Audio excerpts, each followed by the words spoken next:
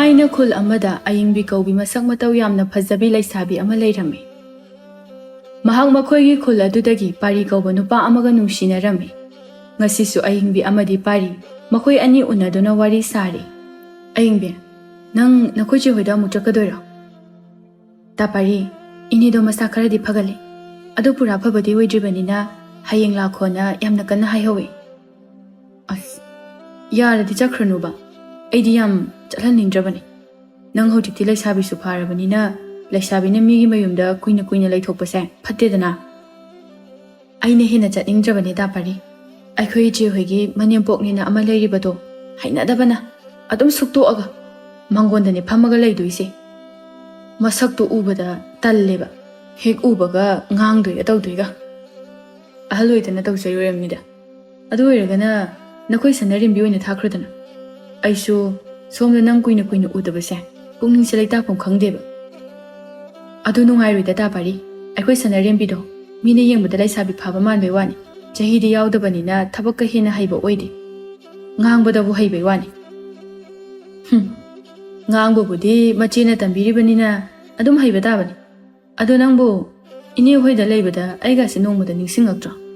ꯅꯤꯡꯁꯤꯡꯉꯤꯗ, ꯅꯨꯃꯤꯠ ꯈꯨꯗꯤꯡꯒꯤ ꯑꯗꯨꯝ ꯅꯤꯡꯁꯤꯡꯉꯤ꯫ ꯎꯕꯁꯨ ꯌꯥꯝ ꯎꯅꯤꯡꯉꯤ꯫ ꯎꯅꯤꯡꯃꯟꯕꯒꯤ ꯈꯖꯤꯛꯇꯪ ꯍꯧꯒꯠ ꯀꯥꯡꯈꯠ ꯉꯝꯂꯛꯄꯒꯅꯦ ꯑꯩ ꯆꯦꯜꯂꯛꯏꯁꯤꯅꯤ꯫ ꯑꯏꯪꯕꯤ, ꯄꯨꯟꯁꯤꯁꯦ ꯅꯪꯒ ꯊꯦꯡꯅꯔꯝꯗ꯭ꯔꯕ ꯅꯠꯇ꯭ꯔꯒꯅ ꯃꯈꯥ ꯇꯥꯕ ꯄꯨꯟꯁꯤꯗ ꯅꯪ ꯌꯥꯎꯗꯅ ꯆꯠꯂꯣ ꯍꯥꯏꯔꯕꯗꯤ ꯑꯩ ꯅꯪꯒꯨꯝꯅ ꯅꯨꯡꯁꯤꯕ ꯑꯃ ꯊꯦꯡꯅꯒꯅꯤ ꯍꯥꯏꯕꯒꯤ ꯊꯥꯖꯕꯁꯨ ꯂꯩꯇꯦ, ꯑꯗꯨꯒ ꯅꯥꯏꯇꯣꯝ ꯆꯠꯄꯁꯨ ꯉꯝꯒꯅꯤ ꯍꯥꯏꯕ ꯊꯥꯖꯗꯦ꯫ ꯑꯩꯒꯤ ꯄꯨꯟꯁꯤꯁꯨ ꯇꯥ ꯄꯥꯔꯤ ꯌꯥꯎꯗ꯭ꯔꯕꯗꯤ ꯃꯄꯨꯡ ꯐꯥꯕ ꯄꯨꯟꯁꯤ ꯍꯥꯏꯕꯗꯨ ꯈꯛ ꯑꯣꯏꯔꯨꯏ꯫ ꯄꯨꯟꯁꯤ ꯆꯨꯞꯄ ꯅꯅꯥꯛꯇ ꯑꯗꯨꯝ ꯂꯩꯍꯟꯕꯤꯌꯨꯀꯣ꯫ ꯁꯣꯝꯗ ꯑꯏꯪꯕꯤꯒꯤ ꯌꯨꯝꯗꯅꯤ꯫ ꯑꯏꯪꯕꯤꯒꯤ ꯃꯃꯥꯇꯣꯝꯕꯤꯗꯨ ꯃꯆꯥꯕꯨ ꯊꯤꯔꯤ꯫ ꯁꯅꯔꯦꯝꯕꯤ, ꯅꯆꯦꯗꯨꯅ ꯀꯗꯥꯏꯗ ꯑꯃꯨꯛ ꯆꯠꯈ꯭ꯔꯒꯦ?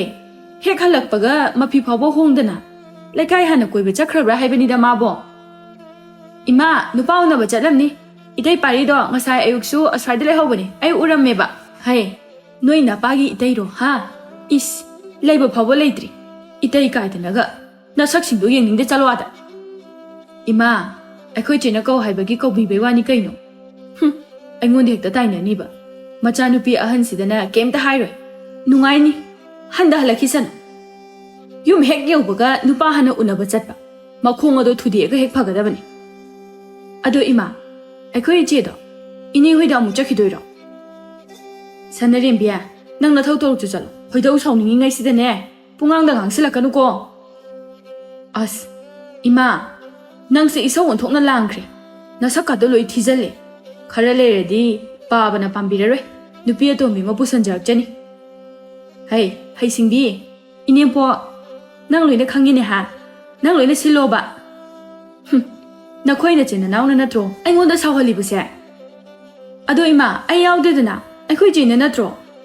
ꯅꯠꯇꯦ, ꯑꯩꯅ ꯍꯥꯏꯕꯗꯤ ꯅꯨꯃꯤꯠ ꯀꯨꯏꯅ ꯌꯨꯝꯗ ꯂꯩꯔꯨꯗ꯭ꯔꯦ, ꯍꯜꯂꯛꯂꯕꯗꯤ ꯏꯃꯥ ꯁꯤꯅꯤ ꯑꯗꯨꯅꯤ ꯑꯗꯥꯅꯤ ꯈꯔ ꯉꯥꯡꯅꯕ ꯌꯥꯏꯗꯅ꯫ ꯅꯪꯍꯧꯔꯔꯣꯏ ꯃꯇꯥꯒꯨꯝ ꯃꯋꯥꯗꯣ ꯎꯅꯕ ꯆꯦꯜꯂꯤꯕꯅꯤꯅꯦ ꯃꯥ꯫ ꯏꯃꯥ, ꯎꯅꯗꯕ ꯀꯨꯏꯔꯕꯗꯨꯗ ꯁꯨꯝ ꯎꯅꯤꯡꯕꯒꯤ ꯇꯧꯕ ꯑꯣꯏꯔꯝꯅꯤꯌꯦ꯫ ꯅꯨꯃꯤꯗꯥꯡ ꯋꯥꯏꯗ ꯀꯃꯥꯏ ꯅꯨꯄꯥ ꯎꯅꯗꯣꯏꯅꯣ? ꯏꯃꯥꯏ ꯋꯥꯏꯗꯨꯗꯤ ꯅꯨꯡꯗꯥꯡ ꯁꯥꯔꯁꯨ ꯌꯥꯕꯗꯨꯕꯣ꯫ ꯃꯃꯥ ꯃꯄꯥꯗꯒꯤ ꯅꯨꯄꯥꯅ ꯍꯦꯜꯂꯤꯅꯦ ꯍꯥ? ꯅꯨꯄꯥꯅ ꯍꯦꯜꯂꯦꯕ ꯅꯣꯏꯗꯤ꯫ ꯉꯁꯤ ꯅꯠꯇ꯭ꯔꯗꯤ ꯎꯅꯕ ꯌꯥꯗ꯭ꯔꯕꯣ? ꯑꯩꯈꯣꯏꯗꯤ ꯅꯍꯥꯟꯋꯥꯏ ꯅꯣꯏꯗꯧꯅ ꯇꯧꯖꯔꯛꯇꯦ, ꯊꯥ ꯑꯃꯗ ꯑꯃꯨꯔꯛ ꯑꯅꯤꯔꯛ ꯐꯥꯎꯕ ꯇꯥꯡꯅ ꯎꯅꯩ꯫ ꯍꯧꯖꯤꯛꯇꯤ ꯅꯨꯡꯇꯤꯒꯤꯅꯤ, ꯃꯥꯒꯤ ꯄꯥꯔꯤ ꯍꯥꯏꯕꯗꯨꯅ ꯃꯤꯒꯤ ꯀꯣꯟꯊꯣꯡ ꯀꯌꯥꯁꯤꯗ ꯁꯨꯔꯨ ꯁꯨꯔꯨ꯫ ꯁꯣꯏꯗ꯭ꯔꯕꯅꯤ ꯃꯥꯁꯨ, ꯑꯩꯅ ꯃꯀꯣꯛ ꯑꯁꯤꯗꯅꯦ ꯅꯥꯎꯔꯤꯅ ꯀꯥꯞꯄ꯫ ꯑꯏꯪꯕꯤꯒꯤ ꯃꯧꯄꯥ ꯅꯨꯄꯥ ꯇꯣꯝꯄꯣꯛꯁꯨ ꯃꯃꯥꯅ ꯉꯥꯡꯂꯤꯕꯗꯨ ꯇꯥꯔꯗꯨꯅ ꯈꯨꯝꯂꯛꯏ꯫ ꯏꯃꯥ, ꯅꯥꯎꯔꯤꯗꯨꯗꯤ ꯑꯩ ꯀꯥꯞꯀꯦ, ꯑꯩꯉꯣꯟꯗ ꯄꯤꯔꯛꯑꯣ꯫ ꯑꯩꯅ ꯅꯍꯥꯟꯁꯨ ꯎꯆꯦꯛ ꯍꯥꯠꯀꯦ ꯍꯥꯏꯗꯅ ꯅꯥꯎꯔꯤ ꯑꯃ ꯁꯥꯔꯒ ꯄꯥꯕꯅ ꯎꯆꯦꯛ ꯍꯥꯠꯄ ꯐꯠꯇꯦꯅ ꯂꯧꯁꯤꯟꯈ꯭ꯔꯦ꯫ ꯑꯩ ꯅꯥꯎꯔꯤ ꯌꯥꯝ ꯀꯥꯞꯅꯤꯡꯉꯤ ꯏꯃꯥ꯫ ꯌꯥꯎꯖꯅꯤꯡꯈ꯭ꯔ ꯄꯣꯠꯅꯤ ꯃꯁꯤꯃꯁꯨ, ꯃꯤ ꯑꯃꯇꯅ ꯃꯆꯤꯟ ꯂꯦꯡꯕ ꯌꯥꯔꯣꯏ, ꯌꯥꯎꯗꯨꯒꯤ ꯈꯣꯠꯇꯨꯒꯤ ꯅꯨꯄꯤꯒ ꯆꯞ ꯍꯦꯛ ꯃꯥꯟꯅꯔꯗꯅ꯫ ꯏꯃꯥ, ꯅꯪꯗꯤ ꯈꯨꯠ ꯆꯨꯝꯗꯕꯗꯣ ꯑꯗꯨꯗ ꯍꯥꯏꯕꯤꯕꯩ ꯋꯥꯅꯤꯗ꯫ ꯅꯍꯥꯟꯁꯨ ꯍꯧꯗꯣꯡꯅ ꯉꯥ ꯍꯨꯔꯥꯜꯂꯒ ꯆꯥꯕꯒꯤ, ꯍꯧꯗꯣꯡꯗ ꯅꯨꯡ ꯊꯣꯡꯕꯗ ꯄꯥꯕꯒꯤ ꯃꯔꯥꯏꯕꯛꯇ ꯄꯥꯟꯕꯒꯤ ꯄꯥꯕꯅ ꯉꯥꯡꯕꯗꯣ, ꯑꯗꯨꯗ ꯍꯥꯏꯕꯤꯕꯩ ꯋꯥꯅꯤ꯫ ꯑꯗꯨ ꯅꯨꯃꯤꯠꯇꯣ ꯄꯥꯕꯅ ꯌꯥꯝ ꯁꯥꯎꯕꯗꯣ꯫ ꯑꯣ, ꯑꯩꯅ ꯁꯨꯝ ꯁꯥꯎꯔꯛꯇꯅ ꯅꯣꯏ ꯑꯅꯤꯃꯛ ꯅꯨꯡꯅ ꯊꯣꯝꯃꯛꯀꯅꯤ, ꯆꯠꯂꯣ, ꯆꯠꯈ꯭ꯔꯣ ꯆꯠꯂꯣ꯫ Ngaihaki matungdani ayingbisu halaklame. Kaino akhoi mase asuk yamna isau langal leirisina. Ayingbi, nang kai chalui? Ha? Hek halakpaga karai chaluge ba? As ima khanglera waduda amo hanga anu gaino. Atuk yamna isau langni tubu kaigino. Nangi nupado kono unarasu yai. Chalurabadi halaaga sini aduni kharasu haibi aidana adudi nate. Nupa unaba yam pamine. Aina ne narudu kokthokani noi. Sauranu sema thengkranina ngaktang thobane ba. Nane do masa khara ngam horabo. Kamai ta hore. Nate mabu chatpaga ngam horabra ba. Hanaga hairedi yam phagat horeda. Chatpasu khara di ngam horabani. Aduda aisu yumda chatning mankidana jela aba. Ado hayeng laktaba yaroi haina kana hai horibani. Aduni ne luribase. Hojikti nangse pikta pikliba angang sunadre. Imana adumna migi mayum aduda kuina leibado leheningdrabani. Adubu makhoisu ana ayekinina.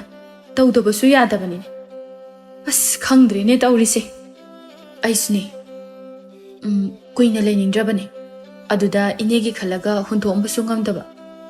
Adugane moigi manipoktusu aina leirido leheningdabagi as khukhu yam kambazanida. Leheningdrabadi mamang nupina masangam dribado. Mana khara yingba kaidawi haige. Mana khara yinglagadabu sumaina mi jenaribasi jenakigadro. Aikhoisu ichase migi mayumda leheningba nate. Tangai phadaduna leiribani. Ado ima aina yumda halaktoba numitta moi manimpokto tangai khanaramge ko.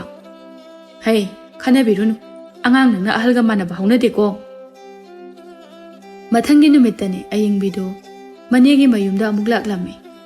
Mana mani hoiki mayumda lakpa aduda parina thilaklame. Ta pariya. Horena mungna tomda hankidoise. As ayam nungaite. Lambi su tangkhai chale. Nang so halo. Aisu chakragedana. Chalo he. Nangondagi kaishu hanbiyo haide. Aina thokpa tawraga adum hanjage. Ado nangdi nathantaga thadokiba yaba nate he. Lamkhangda nangbu sangjaba minaga phakrabadi aidi mangjaredana. Is Aibu kanana sangbidoino. Aidi ta parigine na lekai is the khangdaba mim ta leram. Aduna matam mangaga toknanabani khanbagine kanamtana aibu sangbidrabado. Nangna khangbiriba. Ha, migi pukningbu hekta uba ngambagi mawongnine. Matam naga matam phatrakansida ko. Mina hainariba lekai gi pakhangabu heknup shinaraba leisabise atopa nupa amata koiba yengba amta phangde. Ado chumdi chumba jani ko. Adudi mina hainabadu chumi. Nupi se ahenba yam pami.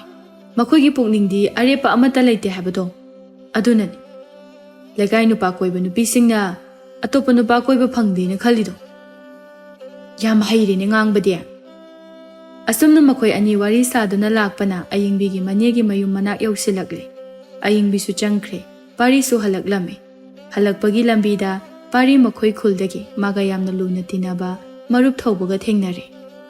Pariya, nangdi kai chaluriba? Ayingbido makhoi mane hoida laidana ado ngasi muk chatpa. Adugi thinbala amine.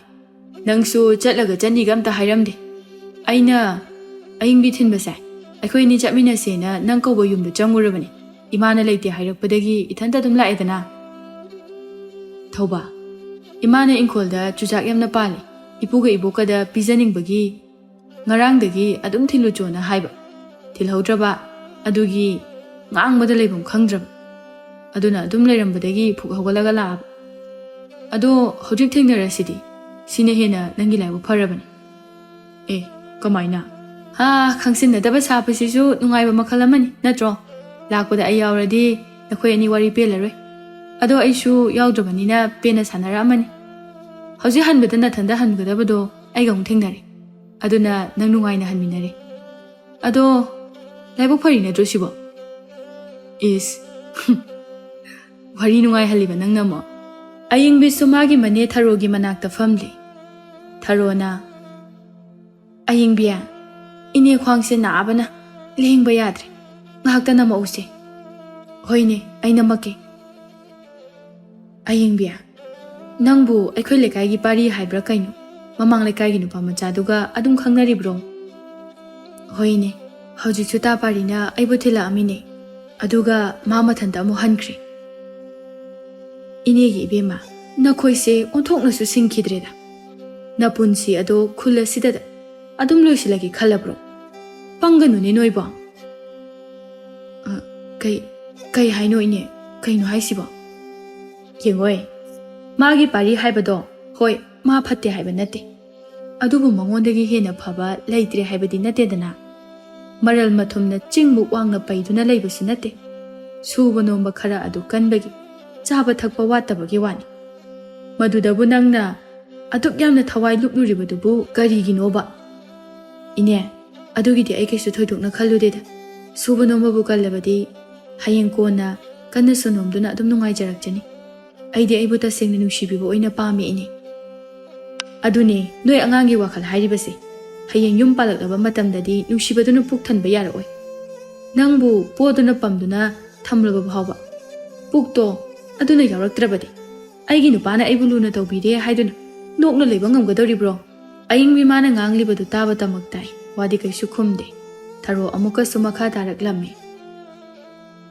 adunani inena nangbu wakhal taw haina hairibase yeng haujik ai chaningbada chaduna seningbada setuna leiribase nakhoigi mamagi maral mayam asina nangsu nungaina leiba kaido pamdabrane ha ine ta pari hoi ayeng bina pari palakpa aduda amuka sumarak thatkre hai nangi pari do ine de kaya pamde nang su pikta pikliba angang nate wakhal muna khaluko numidangi matamne pari gi imungdane pari gi machanupi thoibina chak thongli mamaga mapaga na phungnak mapalda famduna wari sari pakpina mapa ichanupa pari se makhale kaigi tombigi machanupi kari mamingdubu as koka se yadreda thoibiye mamingdubu kari haibano kaino ima kanai mamingno kaino ne khoi ma sibu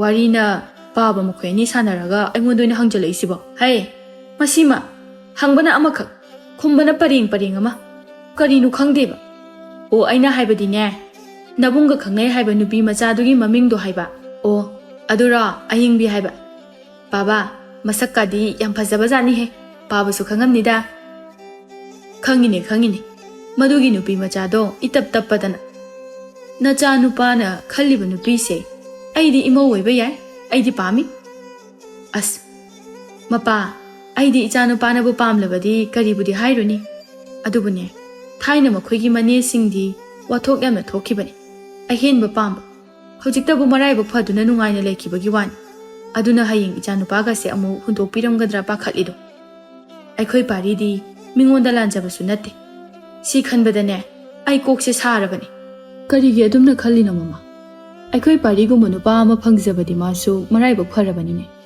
lam henba mama mapana haibe indaba oktaba machasu nate mingonda kaijalanjaba karimata yawba nate pukjel sengba minungsi leiba ichani ne yam thagat pirida macha se makhoi mapana tabu nacha oibagi nachagi pukjel khangbagi adumna haibagi wani nupi macha adunadi mado karisu khangadaba nateda maga punsigi leiminani haidana laklaba nupa amagi mabukning wakhalado pukjelado khangba ngamdraba nupidudi tokesu tokjagisan maduda nuwaitaba pokano nacha nupabu matik chadi khanduna thanamibu nupido pangaba nupi aduna ne mabu tasengna khangba amoina dum thijajani ima aikhoi pabase tachawna ngasai sel khara yamna sinaramgadaba male tachawgi michang yam changeba icha thoibi sumaramo I aigidi icha animak loina wakhal taba icha ngaktani somdana ayingbi manena pangangda ngangbadagi magi wakhal adu khara khara onba hauraklam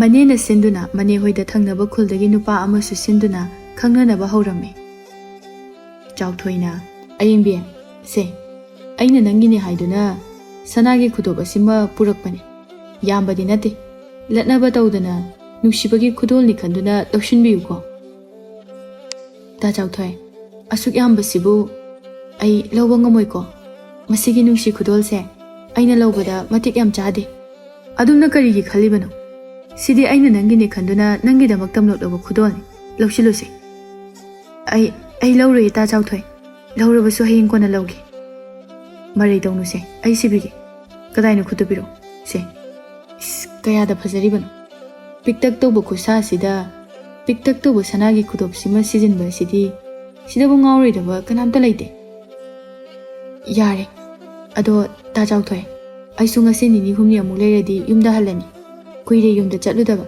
ꯊꯥ 2ꯔꯣꯝ ꯍꯦꯟꯖꯤꯜꯂꯛꯏ ꯑꯗꯨꯅ ꯍꯧꯖꯤꯛꯇꯤ ꯏꯅꯦꯁꯨ ꯐꯔꯕꯅꯤꯅ ꯑꯩꯁꯨ ꯍꯟꯅꯅꯕ ꯇꯧꯔꯒꯦ ꯑꯁ ꯑꯗꯨꯗꯤ ꯑꯃꯨꯛ ꯂꯥꯞꯊꯣꯛꯅꯕ ꯇꯥꯕꯅꯤꯅꯦ ꯑꯗꯨ ꯅꯪꯅ ꯌꯨꯝꯗ ꯍꯟꯈ꯭ꯔꯕꯁꯨ ꯑꯩ ꯑꯗꯨꯝ ꯇꯣꯏꯅ ꯇꯣꯏꯅ ꯂꯥꯛꯀꯅꯤꯗ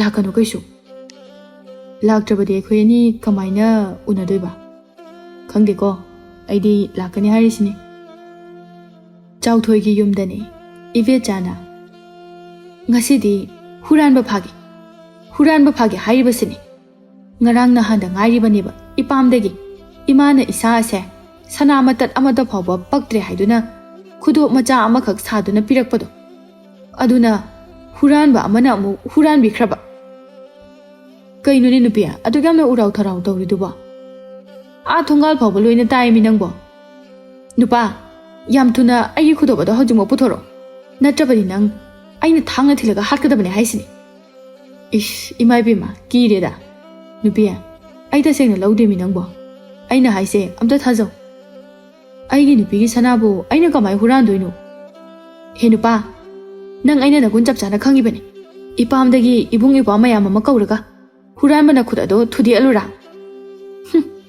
ꯊꯨꯗꯦꯛꯑꯟꯗ꯭ꯔꯤꯉꯩꯗꯅꯦ ꯌꯥꯝ ꯊꯨꯅ ꯄꯤꯔꯛꯑꯣ ꯍꯥꯏꯁꯤꯅꯦ ꯑꯩꯗꯤ ꯑꯁ ꯑꯩꯗꯤ ꯅꯪꯁꯦ ꯀꯃꯥꯏꯅ ꯉꯥꯡꯅꯅꯤ ꯑꯩꯅ ꯂꯧꯗꯦꯗꯤ ꯂꯧꯗꯦꯗꯅ ꯃꯤꯅ ꯁꯨꯝ ꯐꯖꯅ ꯍꯥꯏꯕꯗ ꯊꯥꯖꯔꯛꯇ꯭ꯔꯗꯤꯀꯣ ꯄꯥꯛ ꯇꯧꯔꯛꯀꯅꯤ ꯀꯔꯤꯒꯤ ꯄꯥꯛꯅꯣ ꯍꯥ ꯃꯃꯥꯡꯗꯁꯨ ꯅꯠꯇ꯭ꯔꯣ ꯅꯪꯅ ꯑꯩꯒꯤ ꯁꯅꯥꯒꯤ ꯂꯤꯛ ꯑꯃꯈꯛ ꯁꯤꯖꯕꯗꯣ ꯍꯨꯔꯥꯟꯗꯨꯅ ꯅꯨꯄꯤ ꯑꯃꯗ ꯈꯨꯗꯣꯜ ꯇꯝꯊꯣꯛꯇꯨꯅ ꯃꯆꯥ ꯃꯋꯥ ꯂꯩꯔꯝꯗꯨꯅ ꯁꯤꯗꯕ ꯃꯈꯩ ꯐꯨꯗꯠꯄꯤꯔꯛꯄꯗꯣ ꯑꯗꯨꯕꯨ ꯀꯥꯎꯔꯕ꯭ꯔꯕ ꯅꯈꯥꯡ ꯑꯗꯨꯗ ꯇꯥꯈꯤꯕ ꯗꯥꯛꯐꯝ ꯑꯗꯨꯗꯤ ꯍꯧꯖꯤꯛ ꯐꯥꯎꯕ ꯀꯣꯛꯇ꯭ꯔꯤꯅꯦ ꯁꯀꯤꯟꯕ ꯏꯕꯨꯡꯉꯣ ꯆꯂꯝ ꯈꯣꯠꯂꯝꯗꯥꯏꯗ ꯃꯤꯡꯁꯦꯜ ꯈꯔ ꯌꯦꯡꯉꯨꯅꯦ ꯅꯃꯥꯏꯗꯨꯗ ꯇꯥꯔꯤꯕ ꯗꯥꯛꯇꯨ ꯎꯔꯒ ꯀꯔꯤꯒꯤꯅꯣ ꯍꯥꯏꯕꯗꯨ ꯅꯤꯡꯁꯤꯡꯅꯕ ꯅꯨꯄꯤ ꯅꯪ ꯎꯁꯤꯠꯇ꯭ꯔꯦ ꯐꯖꯅ ꯑꯩꯉꯣꯟꯗ ꯅꯪꯕꯨ ꯀꯅꯥꯅ ꯎꯁꯤꯠꯇꯣꯏꯅꯣ ꯍꯥ ꯅꯇꯨ ꯅꯆꯥ ꯂꯩꯔꯕ ꯅꯨꯄꯥ ꯅꯪꯅ ꯂꯤꯆꯠ ꯁꯥꯖꯠ ꯀꯥꯝꯅ ꯆꯠꯇꯨꯅ ꯂꯩꯔꯒ ꯅꯪꯕꯨ ꯀꯅꯥꯅ ꯏꯖꯠ ꯁꯟꯃꯥꯟ ꯇꯧꯕꯤꯒꯅꯤ ꯍꯥꯏꯅ ꯈꯟꯒꯦ ꯎꯁꯤꯠꯇꯦ ꯁꯨꯡꯎꯟ ꯎꯁꯤꯠꯇꯦ ꯍꯥꯏꯔꯤꯁꯤꯅꯤ ꯅꯪꯒꯤ ꯑꯗꯨꯒꯨꯝꯕ ꯅꯆꯤꯟ ꯀꯟꯕꯗꯨꯗꯅꯤ ꯑꯩꯅ ꯅꯪꯕꯨ ꯄꯥꯝꯃꯛꯇ꯭ꯔꯦꯅ ꯑꯇꯣꯞꯄ ꯅꯨꯄꯤ ꯑꯃ ꯊꯤꯒꯦꯅ ꯈꯟꯗꯨꯅ ꯌꯦꯡꯉꯤꯁꯦ ꯍꯣ ꯊꯤꯍꯧꯔꯣ ꯋꯥꯏꯗꯨꯝ ꯁꯪꯉꯦ ꯑꯩꯒꯤ ꯃꯤꯅꯥꯏꯗꯨꯝ ꯑꯣꯏꯊꯣꯛꯀꯦ ꯁꯛꯇꯥ ꯅꯪꯉꯣꯟꯗꯕꯨ ꯀꯔꯝꯕ ꯖꯨꯒꯣꯠ ꯆꯥꯕ ꯅꯨꯄꯤꯅ ꯌꯥꯕꯤꯔꯛꯇꯧꯔꯤꯒꯦ ꯏꯁ ꯅꯨꯄꯤ ꯑꯃ ꯊꯤꯅꯤ ꯀꯥꯏꯅꯁꯨ ꯍꯥꯏꯖꯔꯤ ꯅꯔꯜꯁꯨ ꯂꯩꯇꯕ ꯊꯨꯠ ꯂꯥꯎꯕ ꯅꯪꯅ ꯍꯥ ꯅꯣꯛꯇꯨꯝ ꯅꯣꯛꯆꯅꯤꯡꯉꯤ ꯑꯁꯨꯝꯅ ꯃꯇꯝ ꯈꯔ ꯍꯧꯈ꯭ꯔꯦ ꯑꯌꯤꯡꯕꯤꯒꯤ ꯌꯨꯝꯗꯅꯤ ꯇꯣꯝꯕꯤꯅ ꯑꯌꯤꯡꯕꯤ ꯏꯃꯥꯅ ꯍꯥꯏꯒꯗꯕꯗꯤ ꯅꯪ ꯑꯉꯥꯡ ꯃꯆꯥ ꯋꯥꯈꯜ ꯇꯥꯗ꯭ꯔꯤꯕ ꯅꯠꯇꯦ ꯅꯄꯨꯟꯁꯤ ꯑꯗꯨ ꯃꯥꯡꯅꯤꯡꯗ꯭ꯔꯕꯗꯤ ꯈꯣꯡꯊꯥꯡ ꯑꯃ ꯊꯥꯡꯕꯗ ꯃꯨꯟꯅ ꯋꯥꯈꯜ ꯈꯟꯒꯗꯕꯅꯤ ꯅꯪꯅ ꯍꯟꯗꯛ ꯍꯣꯡꯂꯛꯂꯤꯕ ꯅꯑꯣꯡ ꯑꯁꯦ ꯏꯃꯥ ꯀꯌꯥ ꯄꯥꯝꯗꯦ ꯑꯁ ꯏꯃꯥ ꯅꯪꯅ ꯄꯨꯡꯉꯥꯡꯗ ꯉꯥꯡꯉꯤ ꯑꯩꯁꯦ ꯂꯩꯁꯥꯕꯤꯅꯤ ꯍꯌꯦꯡ ꯑꯩꯅ ꯌꯨꯝ ꯄꯥꯜꯂꯒ ꯅꯨꯡꯉꯥꯏꯒꯗꯕ ꯃꯐꯝ ꯊꯤꯕꯁꯤꯕꯨ ꯌꯥꯗ꯭ꯔꯕꯣ ꯏꯕꯦꯝꯃ ꯅꯨꯡꯉꯥꯏꯕ ꯊꯤꯒꯗꯕ ꯅꯠꯇꯦ ꯅꯨꯡꯉꯥꯏꯃꯤꯟꯅꯅꯕ ꯍꯣꯠꯅꯒꯦ ꯈꯟꯒꯗꯕꯅꯤ ꯂꯩꯁꯥꯕꯤ ꯅꯪꯅ ꯊꯤꯒꯗꯕꯗꯤ ꯑꯁꯦꯡꯕ ꯊꯃꯣꯏꯒꯤ ꯅꯨꯡꯁꯤꯕ ꯑꯗꯨꯕꯨꯅꯤ ꯁꯦꯜ ꯍꯥꯏꯕꯁꯦ ꯇꯥꯜꯂꯒ ꯐꯪꯕꯅꯤ ꯅꯨꯡꯉꯥꯏꯅ ꯏꯪꯅ ꯆꯤꯛꯅ ꯍꯤꯡꯕ ꯄꯨꯟꯁꯤ ꯍꯥꯏꯕꯁꯤꯗꯤ ꯁꯦꯜꯅ ꯂꯩꯕ ꯌꯥꯗꯕꯅꯤꯀꯣ ꯑꯁ ꯑꯩꯈꯣꯏ ꯏꯃꯥꯁꯤꯃ ꯄꯉꯥꯡꯗ ꯉꯥꯡꯉꯤ ꯀꯩꯅꯣ ꯈꯪꯗꯦ ꯌꯥꯝ ꯍꯩꯅꯗꯦꯀꯣ ꯑꯌꯤꯡꯕꯤꯗꯣ ꯆꯪꯈꯤꯔꯝꯃꯤ ꯇꯣꯝꯕꯤ ꯃꯥꯒꯤ ꯃꯄꯨꯔꯣꯏꯕ ꯊꯣꯝꯕꯅ ꯏꯪꯈꯣꯜ ꯁꯨꯔꯤꯕꯗꯨꯒꯤ ꯃꯅꯥꯛꯇ ꯆꯪꯂꯛꯇꯨꯅ ꯑꯃꯨꯛ ꯑꯁꯨꯝꯅ ꯍꯥꯏꯔꯛꯂꯝꯃꯤ ꯃꯈꯣꯏ ꯃꯄꯥ ꯅꯆꯥꯅꯨꯄꯤ ꯑꯌꯤꯡꯕꯤꯁꯦ ꯀꯩꯅꯣꯃ ꯇꯧꯔꯤ ꯑꯩꯅ ꯅꯍꯥꯟꯅ ꯍꯥꯏꯖꯕꯗꯨꯅꯤ ꯃꯤꯒꯤ ꯃꯌꯨꯝꯗ ꯆꯠꯍꯟꯅꯤꯡꯗꯦ ꯍꯥꯏꯗꯅ ꯃꯅꯦ ꯍꯣꯏꯒꯤ ꯋꯥꯈꯜꯂꯣꯟꯗꯣ ꯆꯦꯟꯕ ꯍꯧꯔꯛꯂꯕ꯭ꯔꯥ ꯀꯩꯅꯣ ꯈꯪꯗꯦ ꯉꯥꯡꯕ ꯁꯛꯄꯁꯨ ꯏꯇꯥ ꯇꯥꯗꯦ ꯀꯔꯤꯅꯣꯅꯦ ꯃꯃꯥ ꯅꯪꯅ ꯉꯥꯡꯂꯤꯗꯨꯕꯣ ꯅꯠꯇꯦ ꯏꯆꯥ ꯑꯁꯤꯕꯨ ꯀꯩꯗꯧꯔꯝꯃꯒꯦꯕ ꯑꯩꯈꯣꯏ ꯑꯌꯤꯡꯕꯤꯁꯦ ꯃꯃꯥꯡ ꯂꯩꯀꯥꯏꯒꯤ ꯄꯥꯔꯤ ꯍꯥꯏꯕ ꯅꯨꯄꯥꯗꯨꯒ ꯀꯌꯥꯝꯗꯤ ꯀꯨꯏꯔꯦ ꯅꯨꯡꯁꯤꯅꯔꯛꯂꯤꯕ ꯍꯟꯗꯛꯇꯤ ꯃꯥ ꯄꯥꯔꯤꯒ ꯂꯥꯞꯊꯣꯛꯅꯕ ꯃꯥꯜꯂꯤ ꯄꯥꯔꯤꯗꯨꯁꯨ ꯁ꯭ꯋꯥꯏꯗ ꯇꯣꯏꯅ ꯍꯦꯛ ꯂꯥꯛꯄ ꯎꯏ ꯑꯩꯅ ꯅꯆꯥꯅꯨꯄꯤ ꯁꯅꯔꯦꯝꯕꯤꯗ ꯍꯪꯕꯗ ꯅꯨꯄꯥ ꯑꯅꯧꯕ ꯑꯃ ꯈꯪꯅꯩ ꯁꯅꯥꯒꯤ ꯈꯨꯗꯣꯞꯀ ꯄꯤꯔꯛꯑꯦ ꯀꯥꯏꯅꯒ ꯋꯥꯔꯤ ꯂꯤꯔꯛꯑꯦ ꯍꯥꯏ ꯃꯃꯥ ꯅꯆꯥ ꯑꯁꯦ ꯂꯩꯁꯥꯕꯤꯅꯤ ꯃꯥꯅ ꯃꯥꯒꯤ ꯄꯨꯟꯁꯤꯒ ꯍꯤꯡꯃꯤꯟꯅꯒꯗꯕ ꯅꯨꯄꯥꯗꯤ ꯃꯥꯅ ꯑꯄꯥꯝꯕ ꯈꯟꯖꯁꯅꯨ ꯍꯣ ꯑꯗꯨꯕꯨꯗꯤ ꯈꯟꯖꯁꯅꯨ ꯑꯗꯨꯕꯨ ꯑꯩꯅ ꯍꯥꯏꯔꯤꯕꯗꯤ ꯑꯍꯦꯟꯕ ꯄꯥꯝꯕ ꯑꯃ ꯌꯥꯎꯔꯤꯕꯁꯦ ꯃꯁꯤ ꯐꯠꯇꯦ ꯍꯥꯏꯅ ꯍꯥꯏꯖꯕꯅꯤ ꯃꯄꯥ ꯈꯪꯗ꯭ꯔꯦꯗ ꯏꯆꯥ ꯅꯤꯉꯣꯜ ꯄꯣꯛꯂꯨꯕꯁꯦ ꯑꯣꯟꯊꯣꯛꯅ ꯃꯊꯥ ꯁꯥꯈ꯭ꯔꯦ ꯀꯔꯥꯏꯗ ꯀꯔꯤ ꯁꯣꯏꯈꯤꯒꯗ꯭ꯔꯥ ꯃꯤꯅ ꯐꯠꯇꯅ ꯎꯈꯤꯒꯗ꯭ꯔꯥ ꯀꯔꯤ ꯇꯧꯔꯝꯒꯅꯤ ꯍꯦꯛ ꯈꯟꯕꯗ ꯂꯩꯇꯥꯐꯝ ꯈꯪꯗꯦꯅꯦ Ngasidi Parina namduna Ayingbibu kautokhanduna makhoi ani wari sanarami. Parina, Ayingbi, kaino nang khalisibo? Ha, asukuina lainaragba aikhoi anigi nungsi marisibu tarai hekta tatpa karamna ngamdoino. Mado, ai yaba ngamoi. Nang nangamde haidunabu aina pamdaba nangi nanakta. Aigi punsi chupa ma kamaina hingdawrige. Ayingbi, nang adumna haigano. Kaigino nang ngangliba mayamdo, ha? Nangbu ai yaudrabadi hingba ngamloi haina haikibadaine. Adudi thainagi warini. Ngaihaki ponghaida haibani. Maduda kaisu henasu khanjinfam thokte. Aduga matung manau aingonda sumaina hanjin yirke hainasu khalakano. Madu yare. Aigi senglaba thamoigi nungsibabu nangna minambada madu khak yare. Aigi nungshibadi minamba nate. Nang aibu thadoktuna chatkiba yare. Ayingbi, se. Aina nangoda kari lankrageba. Nangna pamdabada aingonda hai. Ai nangi damak loina semthoke. Nangi damak aina tawba ngamloidaba kaisu leite. Yare da pare. Nangna aibu nungshibirabadi aigi lambida hanjin yetpirakano. Ai chale. Ase hairamduna Ayingbi chatkirame. Paridi mafam aduda aduma angawba amagumna leptuna leihawrame. Matam kharagi matungni Ayingbi chenkibagi pau pari su tarame. Karibu tawruni pari upai leitana kable. Pakpina, imagi bungo adumna tawganune. Ima yengba nungaite. Se, nupibu matom taro. Ichagi mangondagi hinbi ama amuk thiraga loiredana. Ima, nacha ithanta tumina ngakta leijageba. Machana adumna hairakpa adudagi Pakpisu wa makha taramdana thokirame. Nupina khoigi thamoise aduk yauna kanbra. Apangba igi nupsibabu karigi asukuina sanaduna thambiriba. Nangi nupsibagi ipag asida kakhatpa ngamdana iraknaduna leihawri. Adubu nangi punsidi nungaibada oyu. Khwaidagi laibak phabi haibada oyu. Nangbu nupsibagi nangi asada hinglamba aise. Haujikti kanagi asada noina hingadaba. Hingningbasu pokdri. Nangna thadoklamlaba punsi ase hinglubagi athrasu leitre. Ai angawba haibada oiri. Parido thembinaba kana yaudana pena kapli pirang mahaksu maning tamle taithokluba tawdana maning tamna chentha halle. Pirang marakta mami sami maseng marang karigumba thaudok ama mitmangda urai. Tapariya aidi nangi nanakta hek leiraba matamse haukiba amta khanghode. Ado kyam waligeba aibu nanakta lengdana thambigadaba. Kuireda aidi nangbu inakta thamningba. Nangna chatlase haibada sunyadi yadana. Ado Ayingbi, nang aibu thadomduna chakhinugo. Nangna aibu thadoklamdabadi aidi angawbuga pangkhak oirani. Is asibu wanina thawainabu hakjang karamna thadokduna chattoino. Tapariya, nangdi aigi thawaini. Nang yaudana ai kaidongnungda hingba ngamloi. Pari haukiba thaudok matek adu ningsingduna masa khangdana machinda momo noktuna hairami amukso machinda tapna sole. Thawai yaudana hingamloi hairamba. Chatkrenadi thawai ibu thadoklamdu. Hakchang yaudraba aigi punsidi palefam khangdaba oihawre.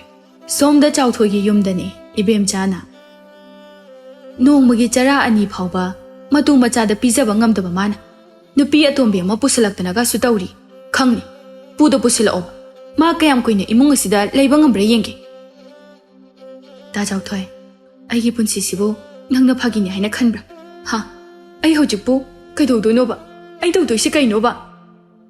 Ayingbi, ibecha laibakta tamnamnabane na khalaga aikhoi punna nungsi janana leminarase. Sibu kaidowbage? Karigi nungsi janabano ha? Kanaga leminabano? Yaroye. He nupi, nang migi matu macha leiraba nupase natrabadi nupa amta leitraba. Da chawthoi nangna aibu pakhang saduna asuk chawna minambirebe sibu kaigino? Ha? Mi phatta nangse aina hato su pelaroi. Asuk phattaba nupida chopa nupa napunsido. Nangna ngasi tawriba asina nangi napunsi ado lekha tarabani haibise khang. Aduga nupi nangsuni aiga nungsinariba khangnariba nupa ase kanano karino haiba karisu yengdana. Nupa amana hawre haidunabu hekta matung ilakpasibu nasagi mamal haibado amata leitraba. Adubadi nasana wakhal taba masagi mamal ngangna chatpa nupi oiragabu ngasi thoklibase thokidro. Mathangi numitani Tombidu sumangda phamduna kapli thombasu matha sana phamli. Tombina, aina nahana haisaba natro ꯅꯆꯥꯅꯨꯄꯤ ꯑꯁꯦ ꯃꯅꯦ ꯍꯣꯏꯗ ꯂꯩꯕꯗꯒꯤ ꯀꯔꯤꯅꯣꯃ ꯇꯧꯋꯦ ꯍꯥꯏꯗꯅ ꯅꯈꯣꯏ ꯀꯅꯥꯝꯇꯅ ꯑꯩꯅ ꯍꯥꯏꯕ ꯋꯥꯁꯦ ꯇꯥꯗꯕꯅꯦꯕ ꯍꯧꯖꯤꯛꯇꯤ ꯀꯔꯤ ꯁꯥꯔꯦ ꯑꯩꯈꯣꯏ ꯂꯩꯀꯥꯏ ꯃꯃꯥꯡ ꯑꯁꯤꯗ ꯁꯤꯈꯤꯕꯅ ꯍꯦꯟꯅ ꯐꯔꯦ ꯑꯁ ꯀꯔꯤꯅꯣ ꯑꯩꯈꯣꯏꯅ ꯍꯧꯖꯤꯛ ꯇꯧꯒꯗꯕꯁꯤꯕꯣ ꯀꯩꯔꯣꯏ ꯂꯩꯀꯥꯏ ꯑꯁꯤꯅ ꯑꯩꯈꯣꯏꯕꯨ ꯀꯩꯅꯤ ꯍꯥꯏꯅ ꯍꯥꯏꯅꯈꯤꯅꯤ ꯑꯣꯟꯊꯣꯛꯅꯁꯨ ꯐꯠꯈꯤꯗ꯭ꯔꯦꯗ ꯑꯩꯒꯤ ꯏꯆꯥꯅꯨꯄꯤꯁꯦ ꯑꯍꯦꯟꯕꯁꯤꯗ ꯍꯦꯛ ꯄꯥꯝꯃꯟꯗꯅ ꯁꯣꯏꯕꯅꯤ ꯃꯃꯥ ꯑꯩꯅ ꯇꯥꯛꯄ ꯉꯥꯡꯕ ꯂꯧꯗꯕ ꯌꯥꯝ ꯐꯠꯇꯕ ꯃꯆꯥꯅꯤ ꯃꯥꯕꯨ ꯀꯌꯥꯝ ꯅꯨꯡꯉꯥꯏ ꯌꯥꯏꯐꯕ ꯃꯆꯥꯅꯣ ꯑꯗꯨꯛ ꯌꯥꯝꯅ ꯃꯥꯅ ꯅꯨꯡꯉꯥꯏ ꯌꯥꯏꯐꯕ ꯄꯥꯝꯂꯤꯕꯗꯨꯕꯣ ꯊꯣꯝꯕꯅ ꯃꯁꯤ ꯄꯨꯝꯕꯁꯦ ꯊꯔꯣꯅ ꯊꯣꯛꯍꯟꯕ ꯉꯥꯛꯇꯅꯤ ꯈꯪꯒꯅꯤ ꯑꯩ ꯍꯧꯖꯤꯛꯃꯛ ꯃꯥꯒꯤ ꯃꯌꯨꯝꯗ ꯆꯠꯇꯨꯅ ꯊꯤꯛ ꯇꯧꯒꯦ ꯍꯦꯔꯥ ꯑꯩꯕꯨ ꯎꯁꯤꯠꯇꯕ ꯕꯥꯕꯥ ꯏꯅꯦ ꯍꯣꯏꯗꯗꯤ ꯆꯠꯄꯤꯔꯨꯅꯨꯕ ꯃꯤꯒꯤ ꯃꯌꯨꯝꯗꯨꯗ ꯐꯖꯕ ꯋꯥꯁꯨ ꯅꯠꯇꯕꯅꯤꯅ ꯏꯅꯦꯗ ꯉꯥꯡꯉꯨꯔꯒ ꯀꯩ ꯀꯥꯟꯗꯣꯏꯅꯣ ꯍꯧꯈ꯭ꯔꯕ ꯋꯥꯁꯤꯗ ꯀꯣꯟꯅꯒꯤ ꯀꯩꯗꯧꯁꯤꯒꯦ ꯍꯥꯏꯕꯗꯣ ꯈꯟꯅꯔꯒ ꯐꯔꯣꯏꯗ꯭ꯔꯣ ꯊꯣꯝꯕ ꯃꯆꯥꯅꯨꯄꯤꯒꯤ ꯋꯥꯗꯨ ꯇꯥꯔꯒ ꯈꯔ ꯑꯃꯨꯛ ꯐꯥꯊꯩ ꯑꯗꯨꯒ ꯍꯥꯟꯅꯒꯨꯝꯅ ꯑꯃꯨꯛ ꯎꯪꯗꯨꯅ ꯐꯝꯃꯤ ꯍꯧꯖꯤꯛꯄꯨ ꯂꯩꯀꯥꯏꯒꯤ ꯃꯤꯁꯤꯡꯅ ꯍꯪꯂꯛꯄꯗ ꯀꯩꯅꯣꯕ ꯑꯩꯈꯣꯏꯅ ꯈꯨꯝꯗꯣꯔꯤꯁꯤꯕꯣ ꯑꯩꯗ ꯁꯤꯖꯅꯤꯡꯉꯤ ꯏꯆꯥ ꯐꯠꯇꯕ ꯄꯣꯛꯄꯁꯦ ꯑꯁꯨꯛ ꯌꯥꯝꯅ ꯋꯥꯕ ꯍꯧꯅꯕ꯭ꯔꯣ ꯏꯃꯥ ꯅꯪꯁꯨ ꯇꯣꯛꯑꯣꯕ ꯁꯦ ꯂꯩꯀꯥꯏ ꯇꯥꯔꯒ ꯐꯖꯗꯦꯕ ꯃꯤꯅ ꯈꯨꯅꯤꯡ ꯀꯥꯡꯗꯨꯅ ꯌꯦꯡꯅꯔꯦ ꯍꯧꯖꯤꯛꯄꯨ ꯀꯔꯤ ꯐꯖꯗꯕ ꯍꯥꯏꯕ ꯑꯃ ꯂꯩꯔꯤꯒꯦ ꯏꯃꯨꯡ ꯑꯁꯤꯒꯤ ꯏꯖꯠ ꯄꯨꯝꯕ ꯐꯠꯇꯕꯤ ꯃꯥꯅ ꯂꯣꯏꯅ ꯂꯩꯈꯥ ꯇꯥꯍꯜꯂꯝꯂꯕꯅꯤ ꯑꯩ ꯁꯤꯅꯤꯡꯉꯦ ꯍꯥꯏꯔꯤꯁꯤꯅꯤ ꯏꯃꯥ ꯏꯕꯨꯡꯉꯣꯒ ꯑꯩꯒꯒꯤꯁꯨ ꯈꯔꯗꯤ ꯈꯟꯕꯤꯌꯨ ꯀꯩꯗꯧꯒꯦ ꯑꯩꯈꯣꯏ ꯃꯤꯒꯤ ꯃꯃꯥꯡꯗ ꯏꯀꯥꯏꯔꯤ ꯑꯗꯨꯒ ꯑꯩꯈꯣꯏꯕꯨ ꯅꯨꯡꯁꯤꯗꯕ ꯃꯤꯁꯤꯡꯅꯁꯨ ꯈꯨꯕꯥꯛ ꯈꯨꯅꯔꯅꯤ ꯁꯦ ꯑꯝꯇ ꯇꯣꯛꯑꯣꯕ ꯏꯃꯥ ꯏꯃꯨꯡ ꯑꯁꯤꯗ ꯑꯃꯨꯛ ꯍꯟꯅ ꯃꯥꯒꯤ ꯃꯃꯤꯡ ꯀꯅꯥꯝꯇꯅ ꯄꯟꯕ ꯌꯥꯔꯣꯏ ꯃꯥ ꯉꯁꯤꯗꯒꯤ ꯑꯩꯈꯣꯏꯒꯤ ꯏꯆꯥ ꯅꯠꯇ꯭ꯔꯕꯅꯤ ꯁꯤꯈ꯭ꯔꯕꯅꯤ ꯑꯁꯨꯛ ꯌꯥꯝꯅ ꯐꯠꯇꯕ ꯅꯨꯄꯤ ꯑꯉꯥꯡ ꯂꯩꯇꯕꯁꯨ ꯑꯣꯏꯔꯝꯃꯨꯗꯅ ꯑꯗꯨꯁꯨ ꯅꯠꯇꯕ ꯃꯇꯨ ꯃꯆꯥ ꯂꯩꯕ ꯅꯨꯄꯥꯗ ꯆꯦꯜꯂꯕꯁꯨ ꯃꯤꯒꯤ ꯃꯆꯥꯅꯨꯄꯤ ꯑꯃ ꯄꯨꯗꯨꯅ ꯂꯥꯛꯄꯅ ꯇꯧꯐꯝ ꯊꯣꯛꯄ ꯄꯥꯎ ꯍꯟꯕ ꯂꯥꯛꯂꯝꯃꯤ ꯃꯗꯨꯗ ꯊꯣꯝꯕꯅ ꯃꯈꯣꯏꯅ ꯊꯣꯛꯄ ꯇꯧꯈ꯭ꯔꯣ ꯍꯥꯏꯅ ꯍꯥꯏꯔꯛꯂꯝꯃꯤ ꯑꯌꯤꯡꯕꯤ ꯎꯄꯥꯏ ꯂꯩꯇꯦ ꯑꯗꯨꯃꯛ ꯆꯥꯎꯊꯣꯏꯒꯤ ꯅꯨꯄꯤ ꯑꯇꯣꯝꯕꯤ ꯑꯣꯏꯅ ꯂꯩꯔꯤ ꯄꯥꯛꯄꯤꯅ ꯏꯕꯨꯡꯉꯣ ꯏꯃꯥꯅ ꯄꯥꯎ ꯅꯨꯡꯉꯥꯏꯕ ꯑꯃ ꯄꯨꯗꯨꯅ ꯂꯥꯛꯏꯅꯤꯍꯦ ꯀꯩ ꯄꯥꯎ ꯅꯨꯡꯉꯥꯏꯕꯅꯣ ꯍꯥꯏꯁꯦ ꯏꯃꯥ ꯀꯔꯤ ꯑꯣꯏꯔꯨꯅꯤ ꯍꯥꯏꯒꯦ ꯏꯆꯥꯒꯤ ꯏꯃꯧꯒꯤꯅꯤꯗꯅ ꯏꯃꯥ ꯑꯩ ꯅꯨꯄꯤ ꯊꯤꯔꯔꯣꯏ ꯅꯨꯄꯤꯒꯤ ꯋꯥ ꯑꯣꯏꯔꯕꯗꯤ ꯅꯆꯥꯗ ꯑꯃꯨꯛ ꯍꯟꯅ ꯍꯥꯏꯕꯤꯔꯛꯑꯅꯨ ꯏꯃꯥꯒꯤ ꯏꯕꯨꯡꯉꯣ ꯐꯤꯔꯦꯞ ꯑꯗꯨ ꯂꯧꯗ꯭ꯔꯤꯉꯩꯗ ꯅꯪꯕꯨ ꯋꯥꯈꯜ ꯑꯗꯨ ꯑꯃꯨꯛꯇꯗꯤ ꯍꯥꯟꯅ ꯃꯨꯟꯅ ꯈꯟꯊꯈꯣ ꯌꯦꯡꯉꯨ ꯅꯪꯒꯤ ꯄꯥꯕꯒ ꯑꯩꯒꯒꯗꯤ ꯅꯪ ꯅꯠꯇꯅ ꯀꯅꯥ ꯂꯩꯔꯤ ꯅꯆꯜ ꯅꯨꯄꯤ ꯑꯁꯤ ꯂꯩꯔꯕꯁꯨ ꯃꯥꯗꯤ ꯅꯣꯡꯃ ꯁꯣꯏꯗꯅ ꯃꯌꯨꯝ ꯃꯀꯩ ꯄꯥꯟꯈꯤꯅꯤ ꯃꯇꯝꯗꯨꯗ ꯑꯩꯈꯣꯏꯒꯤ ꯁꯦꯕꯥꯗꯤ ꯀꯅꯥꯅ ꯇꯧꯕꯤꯒꯅꯤ ꯅꯪꯅ ꯁꯦꯜꯁꯨ ꯇꯥꯟꯕ ꯑꯩꯈꯣꯏꯒꯤ ꯁꯦꯕꯥꯁꯨ ꯇꯧꯕ ꯉꯝꯂꯛꯇꯕ ꯃꯇꯥꯡ ꯍꯥꯏꯕꯗꯣ ꯂꯥꯛꯀꯅꯤꯅꯦ ꯅꯪꯕꯣ ꯏꯃꯥ ꯃꯗꯨ ꯄꯨꯝꯕ ꯅꯆꯥꯅ ꯂꯣꯏꯅ ꯉꯝꯅꯅꯕ ꯍꯣꯠꯅꯖꯒꯦ ꯑꯩ ꯇꯁꯦꯡꯅ ꯅꯨꯄꯤ ꯍꯥꯏꯕ ꯅꯨꯄꯤꯁꯦ ꯂꯩꯃꯤꯟꯅꯕꯗꯤ ꯂꯥꯏꯔꯗꯅ ꯃꯅꯥꯛ ꯅꯛꯅ ꯂꯦꯞꯂꯨꯕꯗ ꯑꯀꯤꯕ ꯇꯨꯖꯨꯡꯕ ꯐꯥꯎꯏ ꯑꯗꯨꯅ ꯅꯆꯥ ꯏꯊꯟꯇ ꯁꯨꯝ ꯏꯅꯤꯡꯇꯝꯅ ꯂꯩꯖꯔꯒꯦ ꯄꯥꯔꯤ ꯅꯪꯁꯦ ꯑꯩꯈꯣꯏꯒꯤ ꯏꯆꯥꯅꯤ ꯅꯪꯕꯨ ꯆꯥꯎꯅꯅꯕ ꯌꯣꯛꯂꯛꯂꯤꯕ ꯅꯪꯒꯤ ꯄꯥꯕꯒ ꯏꯃꯥꯒꯅ ꯅꯪꯉꯣꯟꯗ ꯑꯁꯥ ꯀꯌꯥ ꯊꯝꯂꯝꯒꯅꯤ ꯂꯃꯈꯥꯡꯗ ꯊꯦꯡꯅꯕ ꯊꯧꯗꯣꯛ ꯑꯃꯅ ꯅꯪ ꯅꯃꯥ ꯅꯄꯥ ꯑꯩꯈꯣꯏꯗꯒꯤ ꯍꯦꯟꯅ ꯂꯨꯔꯕ꯭ꯔꯣ ꯅꯪꯕꯨ ꯏ ꯃꯇꯨꯡꯗꯒꯤ ꯃꯁꯤꯒꯤ ꯐꯤꯕꯝ ꯑꯁꯤ ꯑꯣꯏꯍꯜꯂꯛꯂꯤꯕ ꯑꯁꯤꯕꯨ ꯑꯁꯨꯝꯅ ꯇꯧꯅꯅꯕꯔꯣ ꯏꯆꯥ ꯅꯨꯄꯥ ꯄꯣꯛꯂꯒ ꯏꯃꯧꯒꯤ ꯁꯦꯕꯥ ꯐꯪꯗꯕ ꯑꯁꯤꯕꯨ ꯃꯁꯤꯕꯨ ꯀꯔꯤ ꯀꯥꯟꯅꯔꯤꯕꯒꯦ ꯏꯆꯥ ꯅꯨꯄꯥ ꯄꯣꯛꯄ ꯇꯥꯟꯅꯔꯤꯕ ꯑꯁꯤꯕꯨ ꯃꯁꯤꯒꯤ ꯅꯠꯇꯕ꯭ꯔꯥ ꯏꯃꯥ ꯀꯧꯔꯛꯀꯅꯨ ꯅꯆꯤꯟꯗꯨꯅ ꯏꯃꯥ ꯍꯥꯏꯅ ꯀꯩꯁꯨ ꯀꯧꯔꯛꯀꯅꯨ ꯀꯔꯤꯁꯨ ꯅꯠꯇꯕ ꯅꯨꯄꯤ ꯑꯃꯒꯤ ꯃꯃꯥ ꯃꯄꯥꯒꯤ ꯑꯋꯥꯕ ꯈꯪꯗꯕ ꯃꯆꯥ ꯅꯈꯣꯏꯕꯨ ꯆꯥꯎꯅꯅꯕ ꯌꯣꯛꯂꯛꯄ ꯅꯄꯥ ꯅꯃꯥ ꯑꯩꯈꯣꯏꯁꯦ ꯀꯌꯥꯗ ꯋꯥꯈꯤꯕ ꯑꯗꯨꯕꯨ ꯍꯧꯖꯤꯛꯇꯤ ꯅꯪ ꯅꯨꯄꯤ ꯑꯗꯨꯅ ꯍꯦꯟꯅ ꯂꯨꯔꯕ ꯅꯠꯇ꯭ꯔꯣ ꯑꯗꯨꯁꯨ ꯅꯪꯕꯨ ꯄꯥꯝꯗ꯭ꯔꯦ ꯍꯥꯏꯗꯨꯅ ꯍꯨꯟꯗꯣꯛꯂꯝꯕ ꯃꯗꯨꯗ ꯅꯪꯅ ꯑꯄꯪꯕ ꯑꯃꯒꯨꯝꯅ ꯅꯄꯨꯟꯁꯤ ꯑꯗꯣ ꯃꯥꯡꯍꯟꯅꯕ ꯍꯣꯠꯅꯔꯤꯕ ꯆꯥꯎꯊꯣꯏꯒꯤ ꯅꯨꯄꯤ ꯑꯍꯜ ꯏꯕꯦꯆꯥ ꯏꯁꯧ ꯀꯟꯅ ꯂꯥꯡꯂꯤ ꯏꯕꯦꯆꯥꯅ ꯀꯔꯤ ꯇꯧꯔꯤꯒꯦ ꯏꯃꯨꯡꯗꯨꯗ ꯅꯨꯄꯥ ꯃꯅꯥꯛꯇ ꯁꯨꯔꯨ ꯍꯦꯛ ꯅꯩꯔ ꯂꯩꯕ ꯃꯈꯩ ꯍꯦ ꯊꯣꯔꯛꯑꯣ ꯇꯧꯒꯗꯕ ꯂꯩꯔꯤꯕ ꯊꯕꯛ ꯃꯌꯥꯝꯁꯦ ꯅꯃꯤꯠꯇꯨꯕ ꯑꯝꯇ ꯎꯗ꯭ꯔꯣ ꯅꯨꯄꯤ ꯋꯥ ꯉꯥꯡꯕꯗ ꯌꯥꯝ ꯍꯦꯟꯒꯅꯨꯀꯣ ꯑꯩ ꯋꯥ ꯌꯥꯝꯅ ꯉꯥꯡꯅꯕ ꯁꯤꯜꯂꯛꯀꯅꯨ ꯑꯣ ꯅꯪꯒꯤꯁꯤꯗꯤ ꯅꯪꯒꯤ ꯅꯨꯄꯤ ꯑꯇꯣꯝꯕꯤꯗ ꯉꯥꯡꯉꯦ ꯀꯥꯏꯅ ꯁꯥꯎꯅꯤꯡꯅꯤꯔꯣ ꯍꯥ ꯅꯨꯄꯥ ꯑꯩ ꯅꯪꯉꯣꯟꯗ ꯑꯗꯨꯝ ꯍꯥꯏꯕ ꯅꯠꯇ꯭ꯔꯣ ꯅꯪꯅ ꯀꯔꯤꯒꯨꯝꯕ ꯌꯨꯝꯁꯤꯗ ꯅꯨꯄꯤ ꯑꯇꯣꯝꯕꯤ ꯍꯦꯛ ꯄꯨꯁꯜꯂꯛꯑꯕ ꯃꯤꯅꯥꯏꯗꯧꯅ ꯁꯤꯖꯤꯟꯅꯒꯅꯤꯅ ꯑꯩꯅ ꯇꯧꯖꯔꯤꯕꯁꯦ ꯃꯤꯅꯥꯏꯗ ꯃꯄꯨꯅ ꯁꯤꯖꯤꯟꯅꯕ ꯁꯨꯝ ꯍꯦꯟꯖꯜꯂꯛꯑꯗꯤꯅꯦ ꯑꯩ ꯁꯥꯎꯔꯛꯀꯅꯤ ꯑꯩꯅ ꯁꯥꯎꯔꯛꯑꯕꯗꯤ ꯅꯪ ꯁꯣꯏꯗꯅ ꯁꯣꯛꯀꯅꯤ ꯑꯩꯕꯨ ꯁꯥꯎꯅꯅꯕ ꯁꯤꯟꯒꯅꯨ ꯏꯆꯦ ꯐꯤꯗꯣ ꯑꯩ ꯁꯨꯔꯒꯦ ꯀꯅꯥꯒꯤ ꯏꯆꯦꯒ ꯀꯧꯔꯛꯀꯅꯨ ꯅꯈꯣꯏ ꯅꯃꯥꯒꯤ ꯃꯆꯦꯔꯣ ꯑꯩꯁꯦ ꯀꯧꯔꯛꯀꯅꯨ ꯅꯆꯤꯟꯗꯨꯅ ꯏꯆꯦ ꯀꯥꯏꯅꯒ ꯀꯧꯔꯛꯀꯅꯨ ꯅꯈꯣꯟꯗꯣ ꯇꯥꯕꯗ ꯅꯣꯡꯃꯗꯨꯒꯤ ꯃꯥꯡꯒꯣꯜꯒ ꯑꯣꯏꯒꯗꯕ ꯃꯥꯟꯗꯦ ꯆꯥꯎꯊꯣꯏ ꯈꯪꯍꯧꯗꯅ ꯃꯥꯒꯤ ꯅꯨꯄꯤꯒꯤ ꯃꯃꯥꯏꯗ ꯈꯨꯄꯥꯛꯅ ꯊꯥꯔꯝꯃꯤ ꯈꯪꯕ꯭ꯔꯥ ꯅꯪ ꯑꯩꯕꯨ ꯑꯗꯨꯛ ꯌꯥꯝ ꯎꯁꯤꯠꯇꯕ ꯅꯪꯅ ꯑꯁꯨꯛ ꯌꯥꯝꯅ ꯈꯠꯅꯕ ꯄꯥꯝꯂꯤꯕꯁꯦ ꯀꯩꯒꯤꯅꯣ ꯍꯥ ꯍꯧꯖꯤꯛꯄꯨ ꯁꯤꯕꯨ ꯍꯨꯟꯗꯣꯛꯄ ꯌꯥꯔꯤꯕ꯭ꯔꯣ ꯅꯣꯡꯃꯇꯁꯨ ꯈꯠꯅꯗꯅ ꯅꯨꯡꯁꯤꯅꯅ ꯂꯩꯌꯨꯗꯅ ꯉꯁꯤꯗꯒꯤ ꯑꯩꯒꯤ ꯏꯃꯥꯡꯗ ꯑꯃꯨꯛ ꯍꯟꯅ ꯈꯠꯅꯔꯛꯀꯅꯨ ꯃꯗꯨꯗ ꯑꯩꯅ ꯇꯧꯔꯛꯄꯗꯣ ꯌꯦꯡꯉꯨ ꯍꯦꯛ ꯈꯠꯅꯔꯛꯄꯗ ꯐꯨꯑꯣ ꯑꯩꯕꯨ ꯄꯦꯟꯅ ꯐꯨꯑꯣ ꯀꯩꯁꯨ ꯂꯩꯇꯕꯤ ꯅꯨꯄꯤꯁꯤꯒꯤ ꯅꯪꯅ ꯉꯁꯤ ꯑꯩꯒꯤ ꯃꯥꯏꯗ ꯈꯨꯄꯥꯛꯅ ꯊꯥꯔꯕ ꯅꯠꯇ꯭ꯔꯣ ꯍꯣꯏ ꯅꯨꯄꯤꯁꯤꯒꯤ ꯅꯠꯄ ꯅꯠꯇꯕꯕꯨ ꯀꯩꯅꯣ ꯑꯗꯨꯒꯨꯝꯕ ꯋꯥꯉꯥꯡ ꯁꯉꯥꯡ ꯑꯗꯣ ꯇꯥꯏꯕꯪꯄꯥꯜ ꯑꯁꯤꯗ ꯂꯩꯔꯤꯕ ꯀꯅꯥꯅ ꯉꯥꯡꯅꯒꯦ ꯅꯈꯣꯏꯅ ꯇꯧꯔꯤꯕꯁꯤꯗꯤ ꯆꯠꯅꯕ꯭ꯔꯣ ꯍꯥ ꯅꯪ ꯆꯠꯅꯕꯤ ꯀꯌꯥꯝ ꯈꯪꯕ ꯃꯤꯅꯣ ꯅꯇꯨ ꯅꯆꯥ ꯂꯩꯔꯕ ꯅꯪꯅ ꯅꯨꯄꯤ ꯑꯃ ꯊꯤꯔꯛꯄ ꯃꯁꯤꯕꯨ ꯆꯠꯅꯕꯤ ꯀꯔꯝꯅ ꯍꯥꯏꯗꯣꯏꯅꯣ ꯀꯔꯝꯕ ꯊꯃꯣꯏꯅ ꯈꯥꯡꯗꯨꯅ ꯂꯩꯕ ꯉꯝꯗꯣꯏꯅꯣ ꯑꯩꯒꯤ ꯏꯄꯨꯔꯣꯏꯕꯅ ꯃꯥꯒꯤꯅꯤ ꯍꯥꯏꯅ ꯏꯃꯥꯡꯗ ꯑꯇꯣꯞꯄ ꯅꯨꯄꯤ ꯑꯃ ꯄꯨꯗꯨꯅ ꯂꯥꯛꯂꯒ ꯑꯩꯅ ꯀꯔꯝꯅ ꯈꯥꯡꯗꯨꯅ ꯂꯩꯗꯣꯏꯅꯣ ꯑꯗꯨ ꯑꯩ ꯁꯣꯏꯈ꯭ꯔꯦ ꯍꯥꯏꯔꯦꯗꯅ ꯑꯩꯕꯨ ꯍꯧꯖꯤꯛ ꯀꯩꯗꯧ ꯍꯥꯏꯕꯅꯣ ꯍꯥ ꯍꯧꯖꯤꯛꯄꯨ ꯍꯟꯗꯣꯛꯄ ꯌꯥꯔꯤꯕꯣ ꯇꯧꯒꯦꯅ ꯇꯧꯕꯕꯨ ꯁꯣꯏꯕ ꯍꯥꯏꯕ ꯂꯩꯕ꯭ꯔꯣ ꯂꯣꯏꯔꯒ ꯁꯣꯏꯈ꯭ꯔꯦ ꯍꯥꯏꯕ ꯌꯥꯕ꯭ꯔꯣ ꯍꯥ ꯑꯩꯅ ꯇꯧꯔꯕꯗꯤ ꯅꯪ ꯑꯩꯕꯨ ꯑꯃꯨꯛ ꯍꯟꯅ ꯂꯧꯁꯤꯟꯕ ꯉꯝꯒꯗ꯭ꯔꯣ ꯌꯥꯔꯦ ꯑꯩ ꯀꯣꯛꯁꯦ ꯌꯥꯝ ꯁꯥꯔꯦ ꯏꯕꯦꯆꯥ ꯅꯪꯁꯨ ꯊꯃꯣꯏꯗꯣ ꯈꯖꯤꯛꯇ ꯆꯥꯎꯊꯣꯛꯑꯣ ꯑꯩꯈꯣꯏ ꯄꯨꯟꯅ ꯅꯨꯡꯁꯤꯅꯅ ꯑꯃꯨꯛꯇꯪꯗꯤ ꯂꯩꯁꯤ ꯀꯩꯗꯧꯔꯒꯦ ꯑꯩ ꯊꯕꯛ ꯆꯠꯂꯨꯈꯤꯒꯦ ꯅꯈꯣꯏ ꯑꯅꯤ ꯃꯈꯥ ꯇꯥꯅ ꯈꯟꯅꯔꯝꯒꯅꯨꯀꯣ ꯑꯁꯤ ꯍꯥꯏꯔꯝꯗꯨꯅ ꯆꯥꯎꯊꯣꯏ ꯆꯠꯈ꯭ꯔꯦ ꯏꯕꯦꯆꯥꯅ ꯍꯦ ꯇꯧꯉꯝꯕꯤ ꯅꯨꯄꯥ ꯐꯥꯕꯤ ꯅꯨꯡꯉꯥꯏꯔꯝꯃꯅꯤ ꯍꯧꯖꯤꯛꯇꯤ ꯅꯪ ꯄꯦꯜꯂꯝꯃꯅꯤꯌꯦ ꯃꯤꯒꯤ ꯅꯨꯄꯥ ꯃꯨꯟꯕꯤ ꯁꯦ ꯐꯤꯁꯤꯁꯨ ꯑꯌꯤꯡꯕꯤ ꯀꯔꯤꯁꯨ ꯍꯥꯏꯖꯕ ꯉꯝꯗ ꯃꯃꯤꯠꯇꯒꯤ ꯃꯄꯤ ꯇꯥꯅ ꯐꯤꯁꯤꯡ ꯑꯗꯨ ꯁꯨꯔꯤ ꯑꯌꯤꯡꯕꯤ ꯃꯕꯨꯛꯅꯤꯡꯗ ꯈꯜꯂꯤ